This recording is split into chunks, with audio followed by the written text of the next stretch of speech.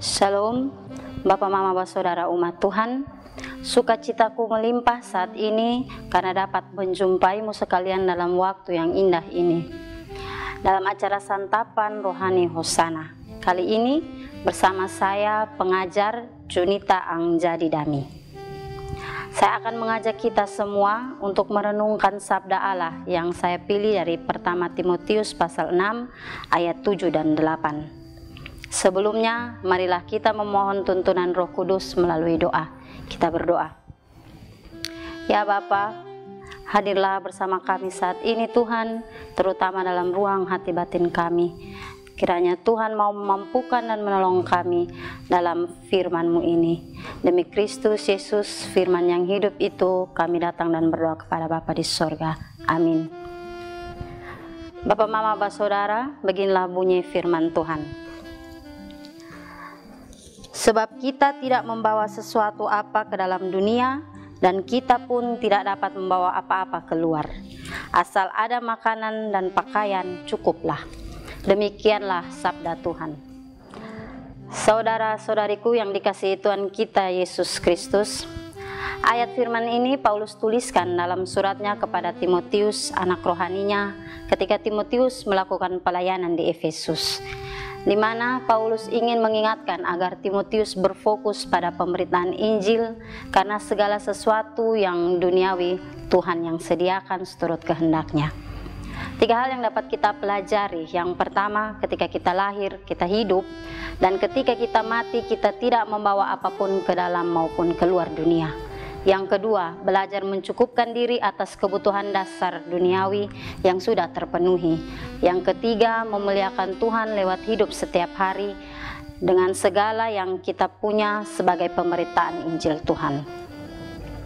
Zaman sekarang kita tentu menyadari bagaimana kehidupan ini memiliki banyak sekali tantangan dan pencobaan. Ketika kita hidup, segala yang kita pakai adalah standar dunia. Kita sering lupa bagaimana seharusnya kita sebagai orang Kristen hidup, yaitu memakai standar kerajaan sorga.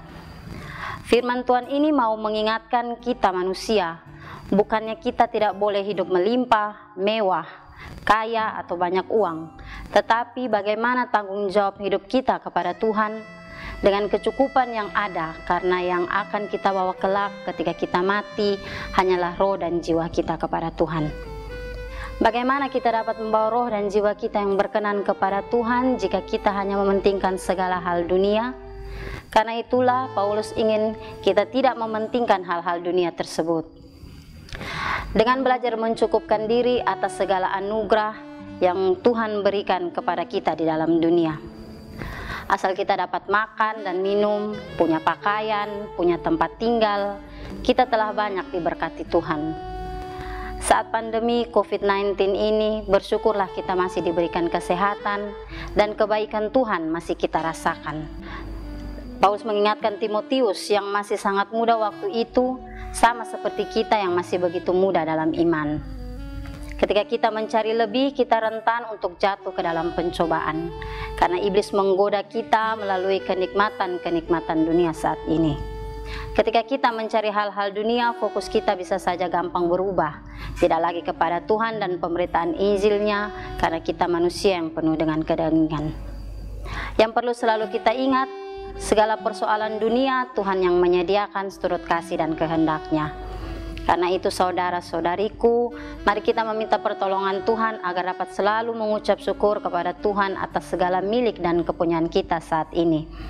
Biarlah kita memuliakan nama Tuhan lewat hidup dan segala kepunyaan kita itu, dan melalui hidup kita setiap hari ada pemberitaan Injil Tuhan, sehingga kita berkenan kepada Tuhan. Tuhan Yesus memberkati kita semua. Amin. Bapak, Mama, Saudara, mari kita nyatakan komitmen kita sebagai respon atas firman ini melalui doa. Kita berdoa.